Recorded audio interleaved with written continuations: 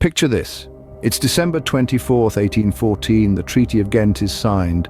This significant document concludes the War of 1812, a key moment in history. It not only resolved the conflict but also strengthened American independence from Britain. It was a turning point, a former colony now on equal terms with its once ruler. The treaty also tackled territorial disputes, reverting to pre-war boundaries. This seemingly simple act had significant implications. It set a precedent for peaceful resolution of territorial disagreements, moving away from the mindset of combat. The Treaty of Ghent ultimately laid the bedrock for current Anglo-American relations.